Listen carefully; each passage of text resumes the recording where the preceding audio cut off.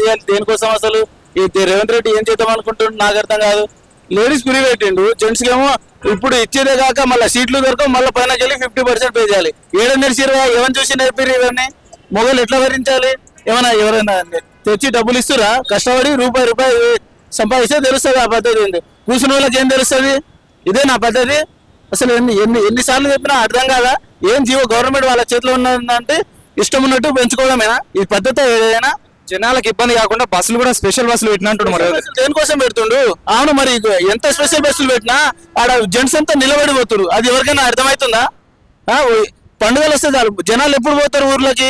పండుగలు పబ్బులు వస్తేనే పోతారు. అలాంటప్పుడు ఆ టైం చూసుకొని మళ్ళీ 50% ఎక్స్ట్రా పెడతాడు. నార్మల్ గా ఇప్పుడు 300, దానికి 450. ఎట్లా ఎవరు తీస్తుండు? పైసలు ఎట్లా వస్తాయి? అంటే వానికి సీజన్ చూసుకొని పైసలు ఏం చేస్తే సరిపోతుందా? ఏం పద్ధతి అది? దేనికోసం ఈ ప్రజాపాలన? ఎవరి కోసం పాలన? ప్రజల కోసం అయితే ప్రజలకు మేలు చేయాలి. ఏడ మేలు ఉంది? మేలు ఎక్కడుంది? మేము చేసినంత ప్రజాపాలన ఇంతకుముందు గవర్నమెంట్ ఉంది ఎక్కడ లేదు. ఇంతకుముందు ఎంత మంచిగా ఉన్నది? ఎప్పుడైనా ఇప్పుడు డబుల్ ప్రైజ్ ఇంతకుముందు పోయిన గవర్నమెంట్ లో చూసినావా? ఏడైనా ఉన్నది ఆ గవర్నమెంట్ లో? లేదు కదా. ఇది ఏంది ఇది మరి? ఫస్ట్ అది చేసే బదులు రోడ్ చక్కగా చేసి జనాలకు ఇబ్బంది లేకుండా జెంట్స్ ఇంత ఇస్తారు కాబట్టి వాళ్ళకి కేటాయించిన సీట్లలో వాళ్ళకి కూర్చోబెట్టాలి. ఆ తర్వాతనే అదంతా ఉంటది. అదన్నీ లేకుండా రైతులకి ఊరే ఫస్ట్ మహిళల కోసం ఎక్కువ శాతంలో మేము పనిచేస్తున్నామని చెప్తున్నారు. మరి జెంట్స్ వద్దా? అంటే జెంట్స్ ని పట్టుకోవద్దా? జెంట్స్ ఏమైపోయినా సంబంధం లేదా గవర్నమెంట్ కి? అంటే మొగలకు విలువ లేదు, ఆడవాళ్ళైనా?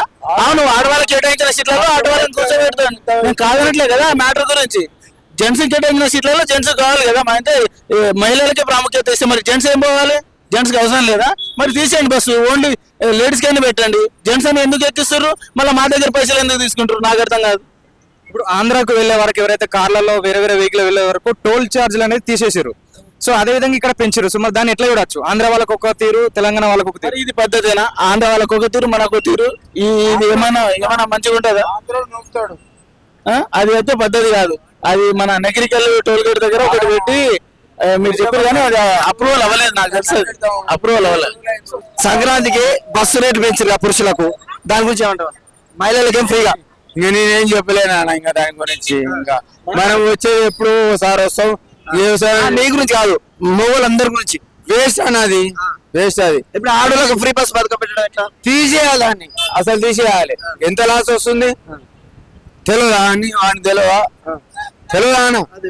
మరి ఈ ఫ్రీ బస్ పెట్టినప్పటి నుంచి ఏ పనికి వచ్చినా కూడా స్పెషల్ బస్ పేరు మీద చార్జెస్ డబల్ చేయడం, 1.5 రేట్ చేయడం ఈ రేవంత్ సర్కార్ చేస్తుంది.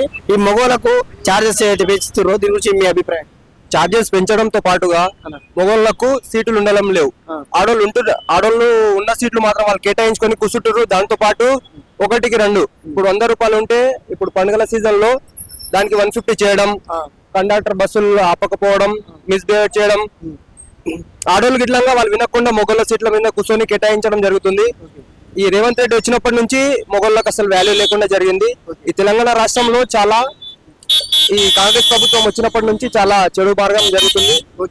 నెక్స్ట్ సారి మాత్రం రేవంత్ రెడ్డిని మనం ఓటేయకూడదు. అందరు వేరే పార్టీని ఓటేసి గెలిపించు. ఏ పార్టీకి వేస్తే బాగుంటుంది? బీఆర్ఎస్ కి వస్తేనే బాగుంటది అనుకుంటున్నాం. మళ్ళీ కేసీఆర్ ప్రభుత్వం వస్తే బాగుంటుంది. మళ్ళీ కేసీఆర్ రావాలి. ఎందుకంటే మహాలక్ష్మి చేసిండు. చేయడంతో పాటు వాళ్ళకి ఇట్లా ఎన్ని సీట్లు, వాళ్ళకి ఇన్ని స్పెషల్ బస్సులని పెట్టదుండే. ఈ పండుగల సీజన్ లో స్పెషల్ బస్ అని పెట్టి చెప్పడం చాలా మంది పబ్లిక్ ఇప్పుడు చాలా ఇబ్బంది అవుతుంది.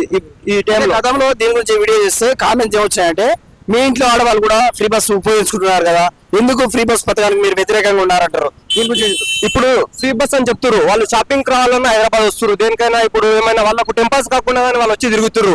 అట్లాగే మొగోళ్ళకు ఏమైనా పని ఉన్నా కానీ వాళ్ళకు సీట్లు దొరకడం లేవు. అట్లాగే దాంతో పాటు చాలా ఇబ్బంది ఫేస్ చేయాలి. వాళ్ళకి సీరియస్ గా పని ఉన్నా కూడా వాళ్ళకి సీట్లు దొరకట్లేదు. ఆడవాళ్ళకి పని ఉన్నా లేకున్నా కూడా ఎట్లా ఫ్రీ బస్ అని వస్తున్నారు. ఎట్లా ఫ్రీ బస్ అని ఇక టెంపాస్ కాకపోతే ఇట్లా తిరుగుతారు. చాలా మంది అట్లా తిరిగేటోళ్ళు ఇట్లా ఉన్నారు. దాంతో పాటు రేవంత్ రెడ్డి ప్రభుత్వం ఈ పండుగల సీజన్ లో స్పెషల్ బస్సులని పెట్టి చాలా మందిని ఇబ్బంది పడుతుంది. ఆయన బస్సులు ఏమి ఎక్కువ చేయలేదు. ఉన్న బస్సులకే స్పెషల్ బస్ అని స్టిక్కర్ అతికించి స్పెషల్ బస్ అని చెప్తున్నానా, కానీ డైరెక్ట్ ఇప్పుడు ఎగ్జాంపుల్ హైదరాబాద్ నుంచి కల్వకుర్తి పెడుతుండు. ఇక మధ్యలో స్టాప్ లో ఆపడం లేదు. చాలా మంది ఇప్పుడు నార్మల్ స్టాప్ లో రిక్వెస్టెడ్ స్టాప్స్ ఉంటాయి, రిక్వెస్టెడ్ స్టాప్స్ ఉంటాయి. కానీ ఇవి కండక్టర్ వాళ్ళు బస్సులు వాళ్ళు ఉంటారు కదా డ్రైవర్స్, వాళ్ళు ఆపకుండా వాళ్ళు డైరెక్ట్ కంటిన్యూ చేయడం. అంటే ఎందుకు ఆపుతారు బ్రో? ఒక బస్సు కెపాసిటీ 60-70 మంది లేదా 50 మంది ఉంటే ఒక్క బస్సులో 120 మంది ఎక్కుర్రు. కానీ మహాలక్ష్మి స్కీమ్ పెట్టడం వాళ్ళదే తప్పు కదా.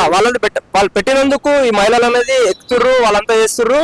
దానికోసం ఇంకోటి తమ్ముడు ఫైనల్ ఒకటి చెప్పు, ఈ ఫ్రీ బస్ పథకం మహాలక్ష్మి పథకం వల్ల ఆడోళ్ళు అందరూ హ్యాపీగా ఉన్నారా? కొంతమంది ఆడోళ్ళు హ్యాపీగా లేరా?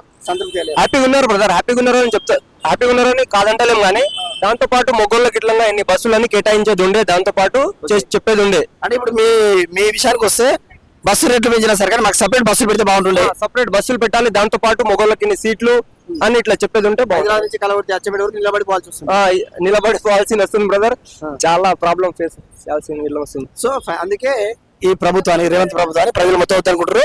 2028 ఎలక్షన్ లో కేసీఆర్ గెలిపిస్తారు.